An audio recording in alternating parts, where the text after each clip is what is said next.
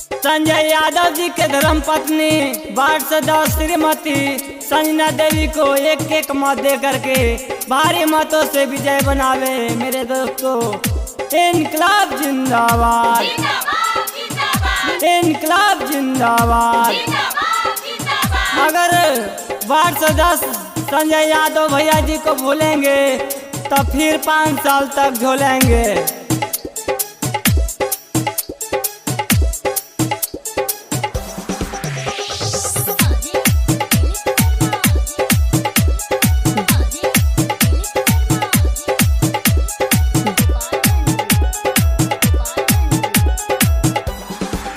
संजय भैया के भइल बहाला, का जाने लगुआ महाला, का जाने लगुआ महाला।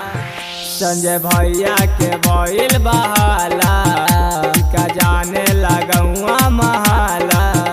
इनकर 8 नंबर वार्ड टेबल पंखा हवे छाप, इनकर 8 नंबर वार्ड टेबल पंखा हवे छाप। चाची ध्यान दी है, चाची ध्यान दी है। संजना दीदी के अबरी जिताई दी है, इनके के बाद बनाई दी है। संजना दीदी के अबरी जिताई दी है, इनके के बाद बनाई दी है।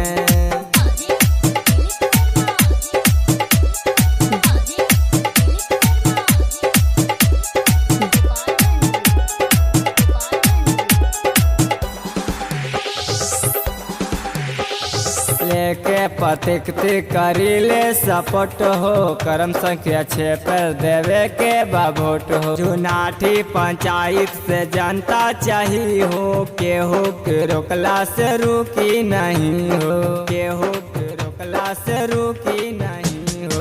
लेके प्रतिक्ति करीले सपोर्ट हो, कर्म संख्या 6 पर देवे के बाभोट हो। चुनाठी पंचायत से जनता चाहिए हो, केहू के रोकला से रुकी नहीं हो, रुकी नहीं हो। इनकर बढ़िया विचारी तो हवे ईमानदार, इनकर बढ़िया विचारी तो हवे ईमानदार। दादी ध्यान दी है, ध्यान दी है। संजना दीदी के अबरी जिताई दी है, इनके के बाद बनाई दी है। संजना दीदी के अबरी जिताई दी है, इनके के बाद बनाई दी है।